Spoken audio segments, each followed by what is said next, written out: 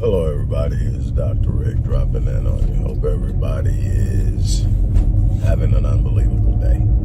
So far, it's an overcast day here in Houston. They're expecting some thunderstorms. I don't know if they're going to roll through my side of town. That's the beautiful thing about being in Houston. It is so huge as far as land-wise that something like a thunderstorm can be happening in the city and you not even get a drop of rain. The flip side of that is you got to spend a lot of gas to get to all the places you want to get to. But hey, this is where I was born and grew up. I've been a lot of places, and this is still home. Look, there has to be a moment in your life when you become outdone with being outdone, when you become tired of being tired, when you become frustrated with being frustrated with the current state of affairs in your life. I'll say this as a disclaimer so people can be sure they understand where I'm coming from. There's no such thing as a perfect life. There's no such thing as a utopia. Life is about challenges. Life is about being able to maneuver through difficult points. But there should be a level of focus and control and discipline that you have in your life that allows you to address the challenges in your life in a way that allows you to move ever so closely to the goals, the visions, and the dreams that you have for yourself. There's a scriptural verse that says, a dream deferred makes the heart sick. I mean, I can't tell you how true that is.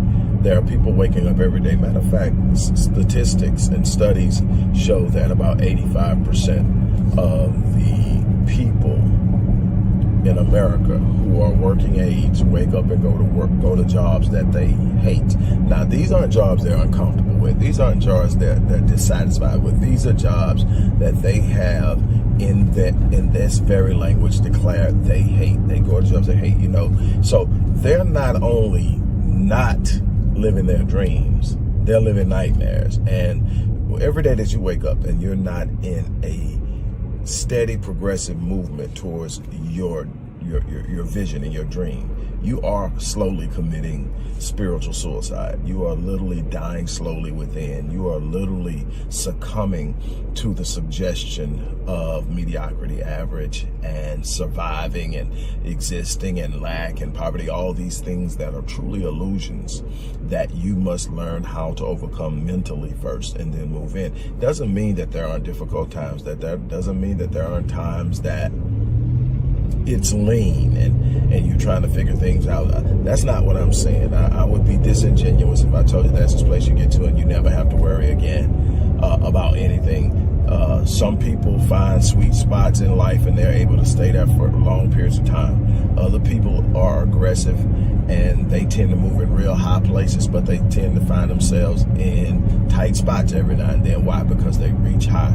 Now, they're going to get to experience things that most people won't get to experience, but they're also going to experience some challenges that the average person won't experience simply because of how they're moving. What you can't do is be the person that's just sitting there allowing things to move into your life and push you.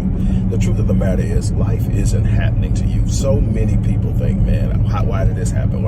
Life is responding. Life is happening for you when you know what you're doing. But life is always responding to how you're thinking, how you're talking, how you're moving, who you're spending your time with, how well you're planning. All of these things are going to be the things that life responds to. Life is going to give you back what you give it. And if you're not getting a lot back, it's because you're not giving. Either you're not giving a lot or you're giving a lot of the wrong thing. A lot of worry, a lot of stress, a lot of doubt, a lot of blaming, a lot of victimhood, not enough owning and self-discipline, not enough planning and moving, not enough consistency in purpose, and it's happening to you in that sense. Life is saying, hey, you get in life what you expect. God has a way of meeting you at the level of your expectations. And when your expectations from the platform of doubt say, this is all I'll ever do, this is all I'll ever have, man, I'll never get that, I'll never be successful in this, I'll never do this, it ain't gonna never happen. All these things that you keep saying, they are an expression of an inner expectation, and that inner expectation is exactly what you're going to get. If you look in the book of Numbers and you look at a conversation that is being had between 12 spies who went over into the land of Canaan to spy it out, and the children of Israel, as they're often referred to, the Israelites, and you look at it, the conversation goes a little something like this. Joshua and Caleb says, they're giants over there. The other 10 say they're giants over there, but Josh and Caleb say, but we can take it because God said we can. And they say we can't. But the other 10 said, no, we're like grasshoppers in that sight. There's no way that we can go over there and possess that land. They decided to believe the second testimony that they couldn't. This is what God told Moses. Tell them I've heard the complaints that they've made against me, and tell them, as they have spoken in my hearing, so shall I do to them. As they have spoken in my hearing, the declarations they have made about their lives, about their possibilities, about their future is exactly what I'm going to give them. I'm going to give them the declarations. I'm going to give them their self-talk. I'm going to give them their expectations and their beliefs. At some point, you got to start believing for more. You got to start hoping for more. You got to start speaking it, even if you can't see it. You got to call it what it's, faith is this unbelievable force that allows you to call things that are not as though they were. It's an amazing thing that allows you to create something in your life that does not exist and bring it by way of manifestation into your real world, your three-dimensional world. But it comes through a consistent moving towards something that in many times you're being told by the situations and circumstances and the things you see that you shouldn't be moving toward it because you'll never get it. Don't give up on it, but you're going to have to put some skin in the game. You're going to have to invest. You're going to have to take some action. You're going to have to be willing to move. You got to have a plan and stop selling yourself short. I have a couple of clients, and they are keenly aware of the fact that while they're reaching higher than they've been, they know they're not even scratching the surface. And now they're starting to get embarrassed, and they're looking at me because I'm looking at them like, okay, this is your goal, really? No, let's go back to the drawing board. Why? This goal isn't big enough. This goal is a goal you're comfortable with. And that's the challenge. That's the problem that we're dealing with, is that we are setting goals we're comfortable with. Your comfort zone will paralyze you. Your comfort zone will stifle you.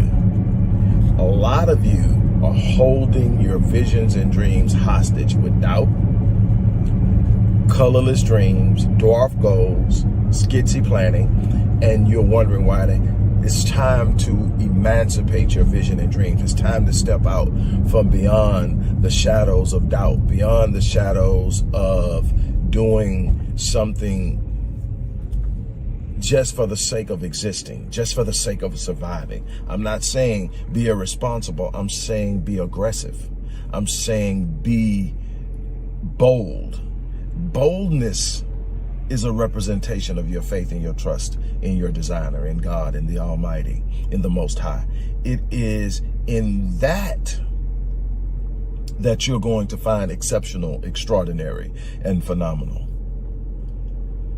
As we move towards the end of the year, I'm excited about some things that are going on. And again, they're not coming without challenges. Why? Because I aim for the stars. I aim for unbelievable thing. You know my favorite quote. It is that if the vision that you have for your life isn't so huge, it intimidates you. There's a very good chance it's insulting God. What does that mean? That means if your vision isn't so huge that it's urgent, that it makes you get out of bed at a certain time in the morning because you know you don't have time to waste.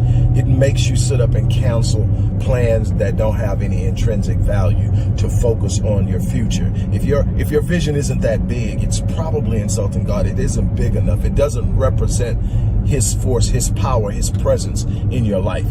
And this is the thing that I want you to understand, that you get to set it. You get to go after it. It doesn't mean you're going to hit it on the first try. It doesn't mean you're going to hit it in the time frame you set, but you got to aim big. It may take you a lot longer than you thought to get there. But I'd rather get there late than not get there at all. I'd rather arrive at a destination I set that I can be proud of than to sit up and already be at a place I'm not happy with. It's up to you. Look, for a very limited time, I have a special offer of the way that you can work with me. It is by getting a free upgrade from my bronze package, which is $29.97. And that's $2,997 for those that try to be funny. By getting my bronze package, and then I'm going to give you a free upgrade, and this is for the first 10 people. I'm going to give you a free upgrade to my platinum package, which is 52 weeks. The bronze package is 12 weeks. I'm going to give you a free upgrade to a 52-week package worth $12,995. But it's for the first 10. It's for today. I take that back. It's for the first 10. I may take it into tomorrow, but don't count on it, because look at the discount on that. And I'm doing this because it's the end of the year. I'm doing this because there's some people who are on the fence. There's some people who are sitting up and, man, I want to do it. I would love to work with him. I've been watching him. I get that a lot. When I finally get a client, I listened to you for so-and-so, but I had to finally get enough courage. I had to get my money right, or whatever it was. This is an investment in yourself. This is an investment in yourself. I promise you that this year spent will be one of the most powerful and promising years of your life, but you're going to have to be willing to put in the work. If you put in the work, I'm going to be right there with you. I'm going to meet you halfway, and I'm going to walk you through an unbelievable transformation that's going to be filled with plans. It's going to be filled with goals, but it's also going to be filled with the recalibrating of the mind, and then the actions and the planning. We're going to sit up, and it's an entire experience, but I want to work with you. If you're serious and you're willing to really jump out there and take it, this is an opportunity.